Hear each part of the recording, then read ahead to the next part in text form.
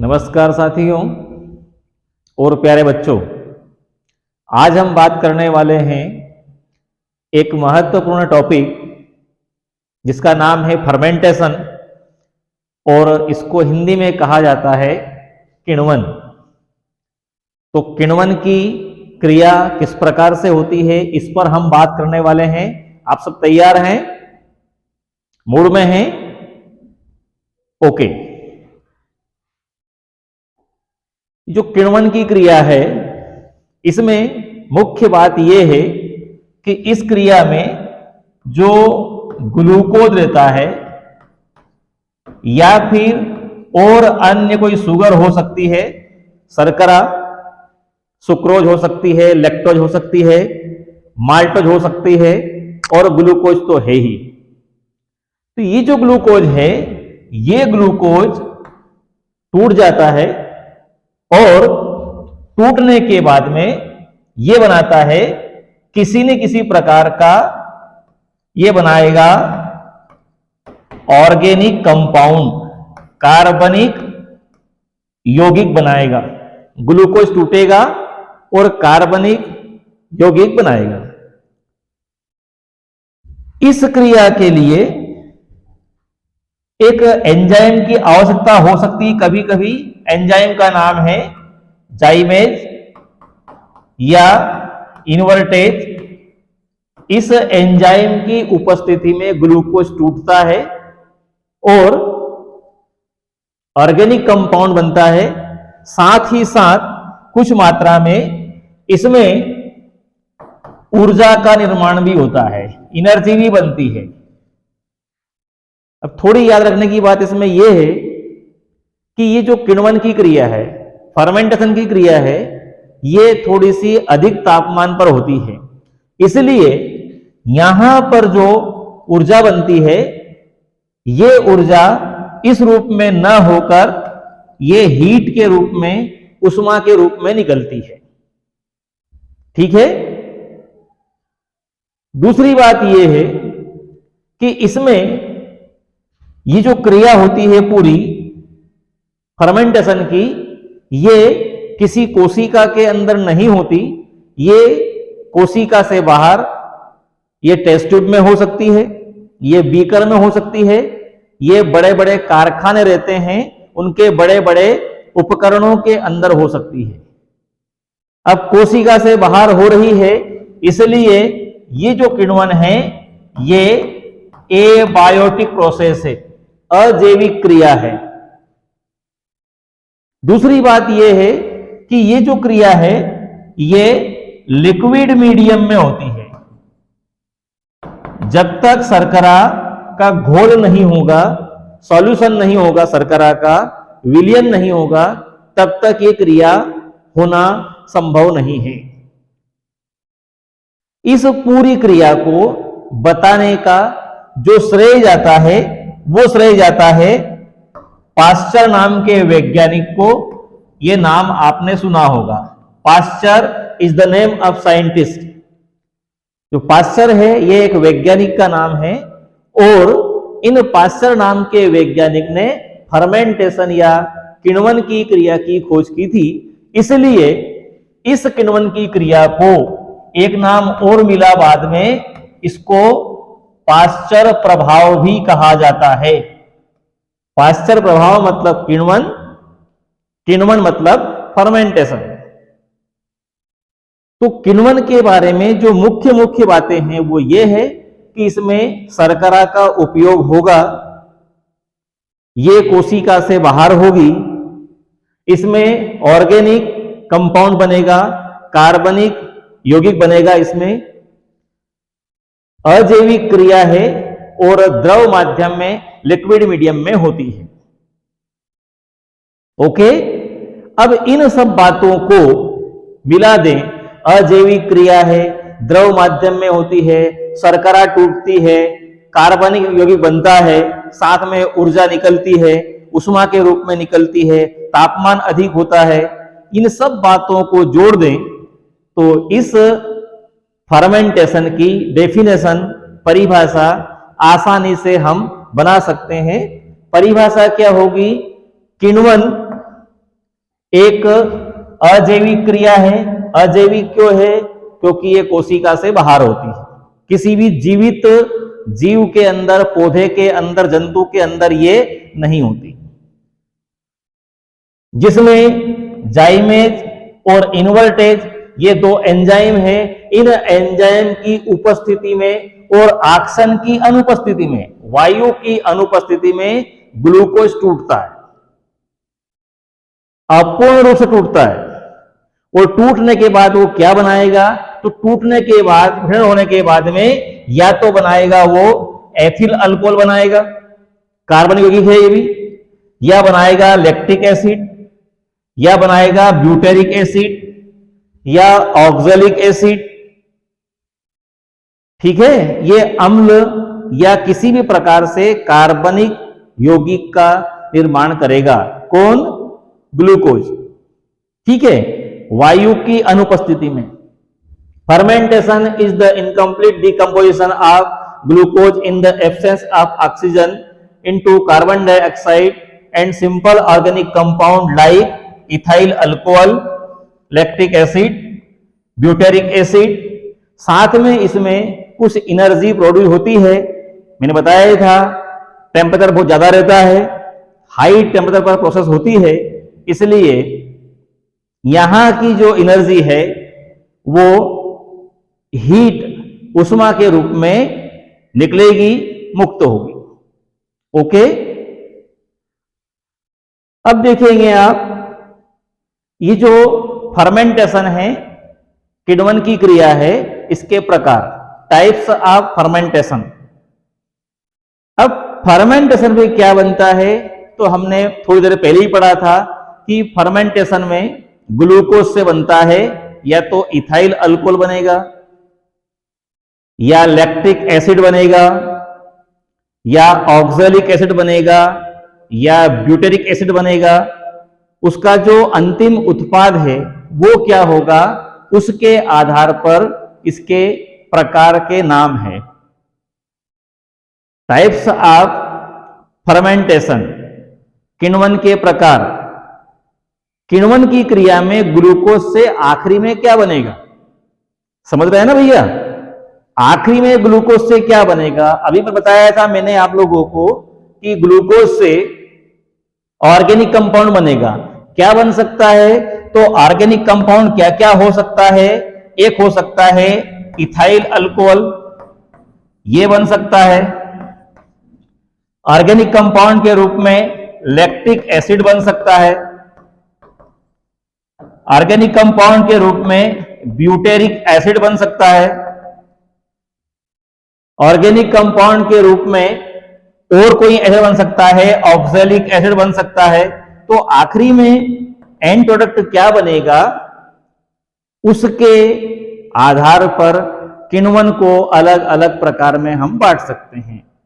अगर किण्वन के क्रिया होती है किण्वन की, और उसमें अंतिम उत्पाद के रूप में इथाइल अल्कोहल बनता है, कि देखिए ये ग्लूकोज शर्करा है, ये ग्लूकोज क्रिया करता है, वो एंजाइम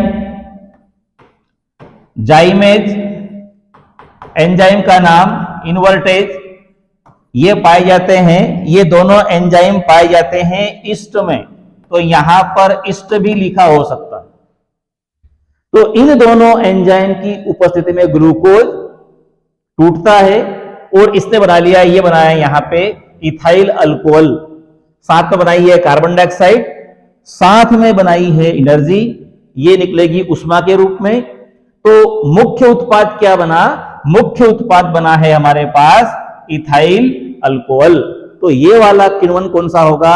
एल्कोहलिक फर्मेंटेशन, अल्कोहलिक किण्वन। इसमें मुख्य उत्पाद क्या बनेगा?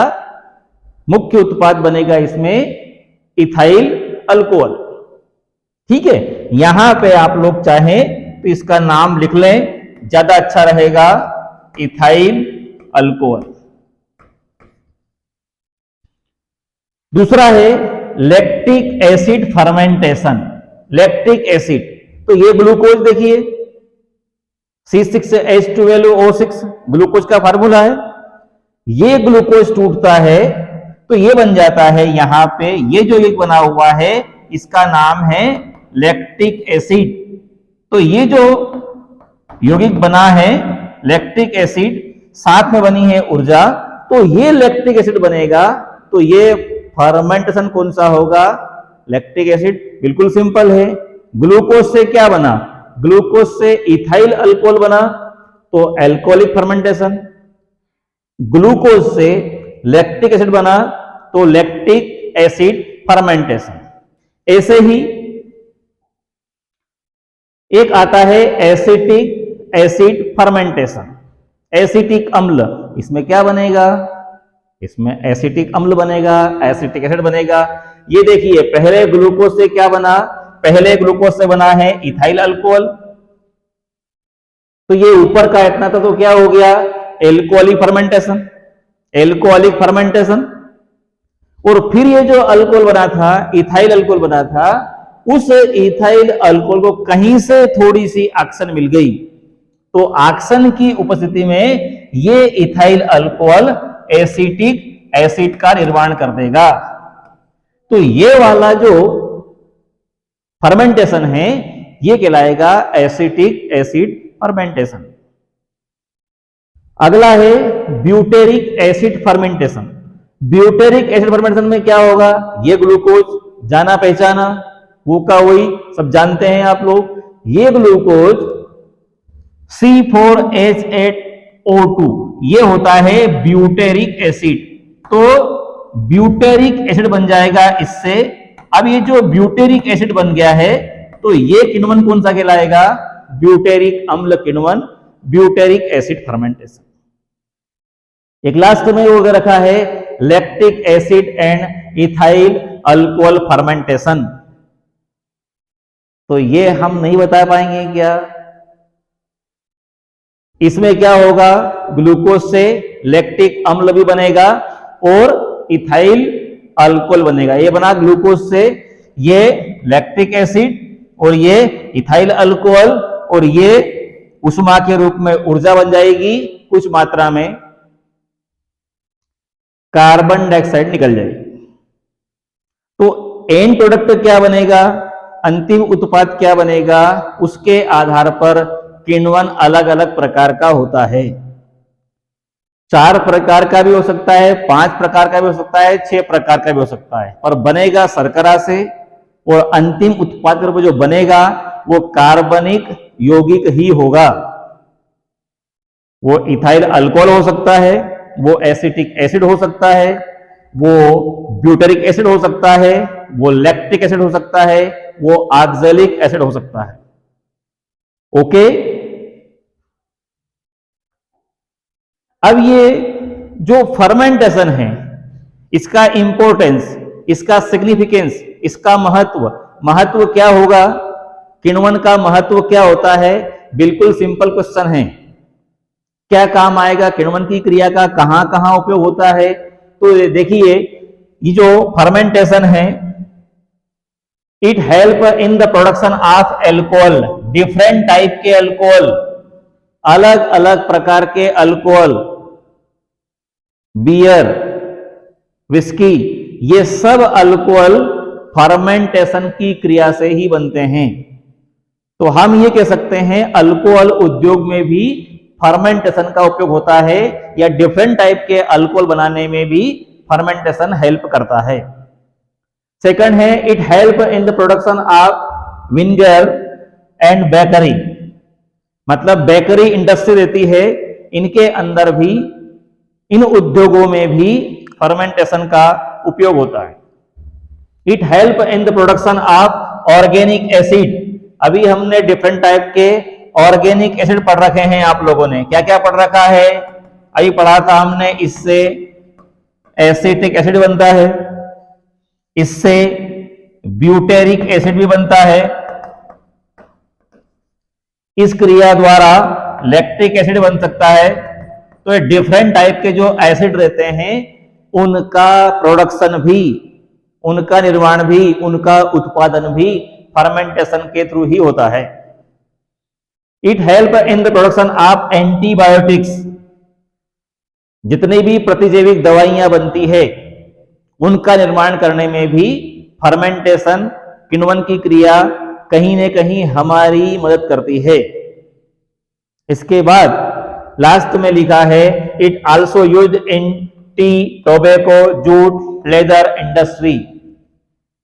ये जो फर्मेंटेशन की क्रिया है इसका उपयोग चाय उद्योग में होता है, तंबाकू उद्योग में होता है, जूट में होता है, और लेदर उद्योग जो रहते हैं, इंडस्ट्री रहती है, उनमें इस किण्वन की क्रिया के द्वारा जो रॉ मटेरियल रहता है, जैसे चमड़ा उद्योग में इसका उपयोग होता है, तो चमड़ा जो रहता है उससे जो बिना काम का पदार्थ अलग करते हैं, केराटिन हो सकता है चमड़े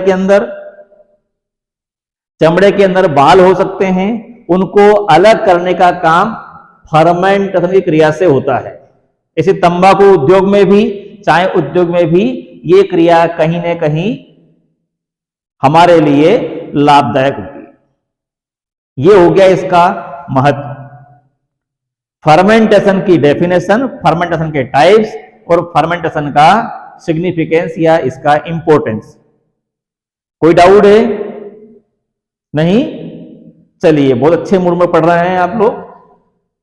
आगे देखिए, अभी जो पढ़ा है हमने फर्मेंटेशन, इस फर्मेंटेशन की समीकरण जैसी ही समीकरण आपने पिछले किसी वीडियो में देखी होगी।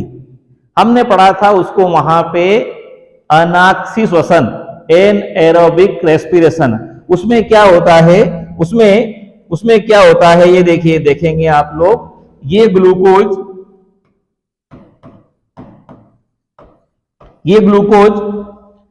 ऑक्सीजन के अभाव में ये टूटता है ethyl alcohol C2H5OH plus 2CO2 plus energy, और पढ़ा था हमने वहां पे 21 किलो कैलोरी एनर्जी। ये है अनाक्सी श्वसन, और ऐसा का ऐसा ही हमने लिखा है एल्कोहलिक फर्मेंटेशन को। ऐसा का ऐसा सेम ये समीकरण जो है, ये समीकरण हमने यहां पे पढ़ी थी। इसमें ये देखिए, ये ग्लूकोज, ये CO2, ये इथाइल अल्कोहल और ये एनर्जी। पर यहां हमने इसको कहा है फर्मेंटेशन, तो इसको हम अनाक्सी श्वसन कब कहेंगे? तो ये पिछले वीडियो में भी आपने पढ़ा होगा, यहां फिर बता रहा हूं। ये जो अनाक्सी श्वसन है, ये होती है बायोटिक प्रोसेस, जैविक क्रिया, क्योंकि ये कुछ जीवाणुओं के अंदर होने वाली क्रिया है और जीवाणु जीवित होते हैं, इसलिए ये जैविक क्रिया। ठीक है, इसमें कहीं पर भी हमने ऊपर तीर के ऊपर या नीचे कोई एंजाइम का नाम हमने नहीं लिखा है। तो पहली बात तो ये होती है, जो सेल रहती है उसके अंदर होती है, सेल के अंदर होती है, बायोटिक प्रोसेस है। इसके अंदर जो डिफरेंट टाइप के एंजाइम हम बात करते हैं, खास करके जाइमेज और इन्वर्टेज की, उन एंजाइम की यहां पर हमको हेल्प नहीं लेना पड़ती है। और ये जो प्रोसेस है ये लो टेम्परेचर, कम तापमान पर होती है, और कम तापमान पर होगी तो इसके अंदर जो ऊर्जा बनेगी वो ऊर्जा के रूप में ही रहेगी। मतलब इसमें क्या बनेगी? एनर्जी, ऊर्जा बनेगी, और तापमान कम है इसलिए ये ऊष्मा में नहीं बदलेगी। ये अनाक्सी श्वसन की कुछ विशेषताएं हैं। ये अब आप कह रहे होंगे कि ये हमको क्यों बता रहा है, तो मैं इसलिए बता रहा हूं कि अनाक्सी श्वसन को हमको कंपेयर करना है, हमको तुलना करना है फर्मेंटेशन से। तो अनाक्सी श्वसन और किण्वन, इन दोनों में अंतर क्या होगा? अनाक्सी श्वसन की जो क्रिया है ये जैविक होती है, ये कोशिका के अंदर होती है, किसी कारखाने में नहीं होती, ये कम तापमान पर होती है, इसमें एंजाइम की, जाइमेज और इन्वर्टेज की आवश्यकता नहीं होती। दूसरे एंजाइम लगेंगे इसमें, पर जाइमेज और इन्वर्टेज की आवश्यकता इसमें नहीं होगी। कम तापमान पर हो रही है क्रिया और कम तापमान पर होगी तो ऊर्जा उष्मा में नहीं बदलेगी, ऊर्जा ऊर्जा ही रहेगी। ओके, ये अनाक्सी श्वसन, एनएरोबिक रेस्पिरेशन। अब हम इसकी तुलना करें, हमको पढ़ना है अनाक्सी श्वसन और किण्वन में अंतर, difference between anaerobic and anaerobic respiration and fermentation, ये हमको पढ़ना है। तो इसके लिए हम क्या करेंगे, कुछ पॉइंट हमने बना दिए पहले से। अंतर किन बिंदुओं के आधार पर, अंतर करना आसान इसलिए रहेगा कि हमारे पास ये 4-5 पॉइंट है, 4-5 बिंदु हैं उपयोग के लिए। अब इसमें यह देखना है कि कहां पर हमको क्या लिखना है। ये देखिए, एक तो हमारे पास लक्षण के लिए, कैरेक्टर के लिए पॉइंट है, एक कॉलम में हमारे पास इसमें लिखना है हमको फर्मेंटेशन किण्वन के बारे में, एक पॉइंट है हमारे पास उसमें लिखना है हमको अनाक्सी श्वसन के बारे में। तो देखिए, एक शब्द आ रहा है यहां पर अजैविक, दूसरा आ रहा है जैविक, मतलब एबायोटिक और बायोटिक। तो जो फर्मेंटेशन है ये कौन सी प्रोसेस है, ये प्रोसेस है एबायोटिक, अजैविक क्रिया। तो किण्वन में क्या लिखेंगे, किण्वन एक अजैविक क्रिया है। अजैविक क्यों है भैया, अजैविक इसलिए है क्योंकि ये किसी कारखाने में होती है। और ये जो अनाक्सी श्वसन है it is a biotic process, ये जैविक क्रिया है। एक अंतर ये हो जाएगा। दूसरे अंतर में देखो, कोशिका में होती है या नहीं होती, इस पॉइंट को हम ऐसे पढ़ें। तो जो फर्मेंटेशन है, किण्वन है, ये कोशिका के अंदर नहीं होती है, तो हम लिख देंगे आउटसाइड ऑफ द सेल। यहां क्या लिखेंगे, आउटसाइड ऑफ सेल। और यहां हम पढ़ते आ रहे हैं, ये कहां होगा, सेल के अंदर। ठीक है। थर्ड पॉइंट में लिखा है हमने जाइमेज और इन्वर्टेज। ये क्या है, जाइमेज और इन्वर्टेज, ये ईस्ट में पाए जाने वाले एंजाइम हैं। तो किण्वन की क्रिया में इनकी आवश्यकता होती है, किण्वन की क्रिया में इनकी आवश्यकता होगी, और अनाक्सी श्वसन में इनकी आवश्यकता नहीं होती है। 3 पॉइंट हो गए। एक बात की थी मैं थोड़ी देर पहले टेम्परेचर की, तापमान की। तो ये किण्वन की क्रिया उच्च तापमान पर होती है, तो यहां लिख देंगे ये हाई टेम्परेचर पर होने वाली प्रोसेस है। और इसमें लिख देंगे लो टेम्परेचर पर। 4 अंतर हो गए भैया फ्री फोकट में, ठीक है ना, ठीक है, 4 अंतर हो गए। 5वां पॉइंट हमारे पास है ऊर्जा और उष्मा दोनों एक ही बात है, लेकिन तापमान जो है वो थोड़ा सा इनके रूप को बदल देगा। तो किण्वन की क्रिया में तापमान ज्यादा रहता है, तो यहां पर जो निकलेगी वो उष्मा होगी। ये लो टेम्परेचर पर होता है, तो यहां पे जो निकलेगी वो ऊर्जा होगी। ठीक है। इसके बाद में एक पॉइंट दे रखा है उपयोग। तो इसका उपयोग कहां कहां होता है, तो तंबाकू उद्योग में, चाय उद्योग में, शराब उद्योग में, चमड़ा उद्योग में, इसका तो कई उपयोग है ना। तो हम ले सकते हैं इसका उपयोग होता है खास करके विभिन्न प्रकार के उद्योगों में, इंडस्ट्री में। और जो अनाक्सी श्वसन की क्रिया है इसमें तो ऊर्जा बनती है, तो बेचारा छोटा सा जीवाणु रहता है, उसको इससे ऊर्जा प्राप्त होती है।